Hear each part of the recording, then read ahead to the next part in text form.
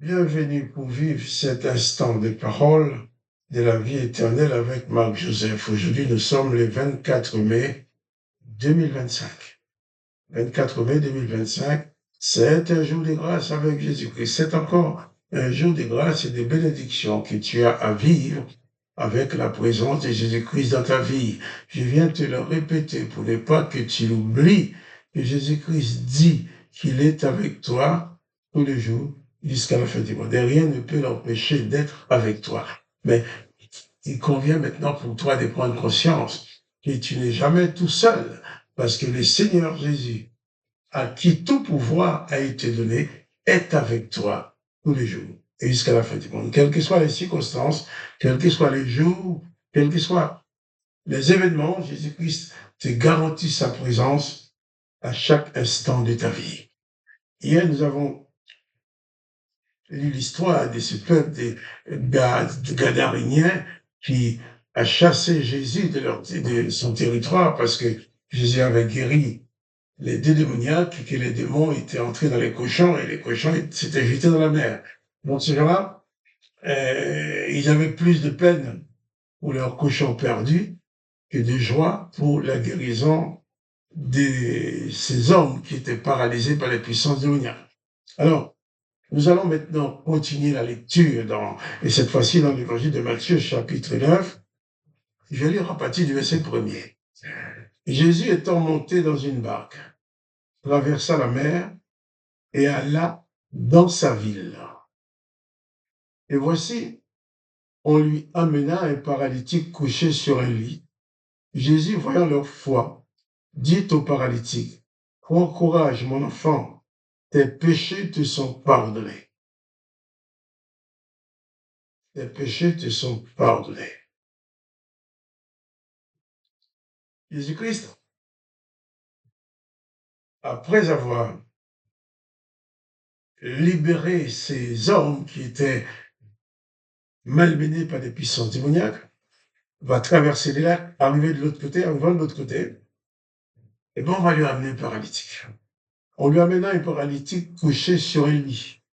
Cet homme ne pouvait pas marcher, mais d'autres l'ont pris, l'ont placé dans un lit et l'ont amené à Jésus-Christ. Et tous ces gens s'attendaient à ce que Jésus-Christ guérisse cet homme-là.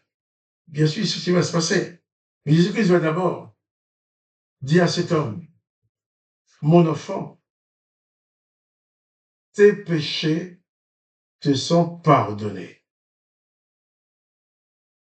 Alors, quelques scribes dirent au-dedans d'eux, « Mais cet homme blasphème. » Jésus, connaissant leurs pensées, dit, « Pourquoi avez-vous de mauvaises pensées dans vos cœurs? Car lequel le plus aisé de dire, tes péchés te sont pardonnés, ou de dire, lève-toi, prends ton lit et marche. Or, afin que vous sachiez que le Fils de l'homme a sur la terre le pouvoir de pardonner les péchés, lève-toi d'ici le paralytique, prends ton lit et va dans ta maison. » Et il se leva et s'en alla dans sa maison. Voilà.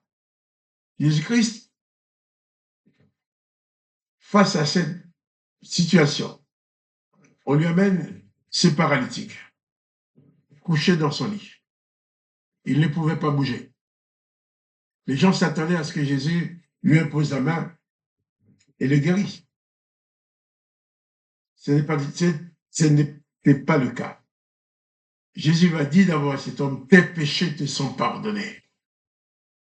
Il pourrait dire, oh moi, je ne parle pas de mes péchés, moi je suis paralytique. J'ai besoin d'être guéri, j'ai besoin de pouvoir utiliser mes membres, mes jambes, de vivre comme tout le monde. Jésus dit, tes péchés te sont pardonnés. Quand nous nous présentons devant Dieu pour présenter nos prières, nos misères, avant même de voir nos prières, nos misères, pour nous répondre, Jésus-Christ nous accorde d'abord le pardon de nos péchés. C'est essentiel. Quand tes péchés te sont pardonnés, tu es libre.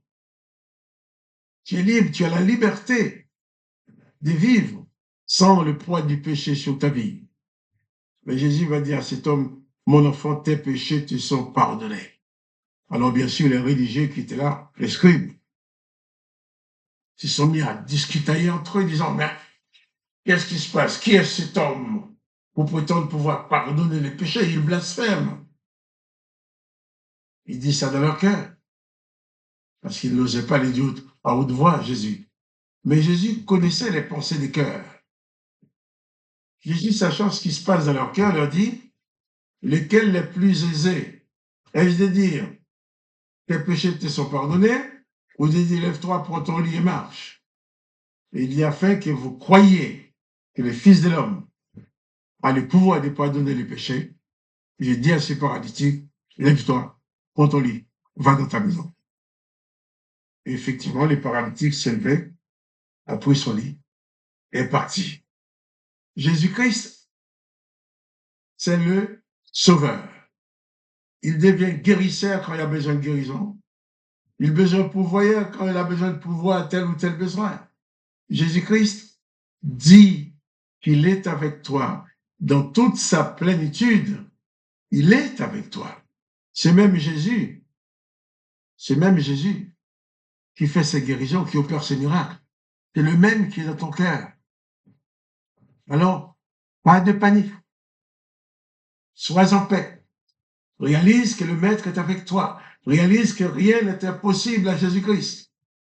Réalise que personne ne peut te gravir de la main de Jésus-Christ. Alors, les gens vont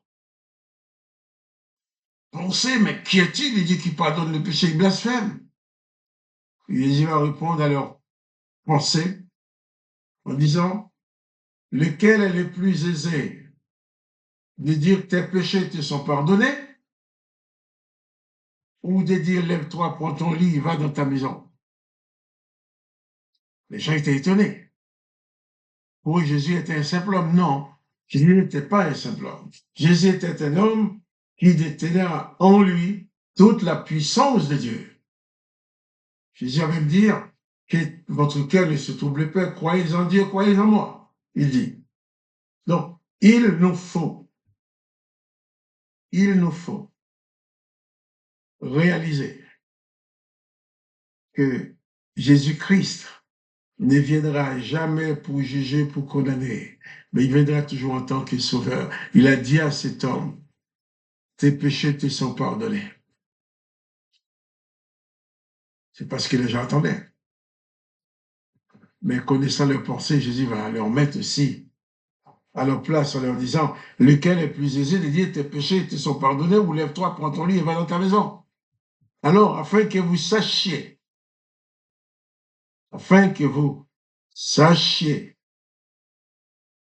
que le Fils de l'homme a sur la terre le pouvoir de pardonner les péchés, lève-toi, dit-il au paralytique, prends ton lit et va dans ta maison. Et il s'éleva et s'en alla dans sa maison. Quand la foule vit cela, elle fut saisie de crainte et elle glorifiait Dieu qui a donné aux hommes un tel pouvoir. Alors, que le nom de Jésus-Christ soit glorifié, que le nom de Dieu le Père soit glorifié, que toi tu sois béni. Quant à moi, Marc-Joseph, je t'ai dit, pas de panique. Jésus-Christ est avec toi. Pas de panique. Et à demain pour les paroles de la vie éternelle. Sois béni. À bientôt.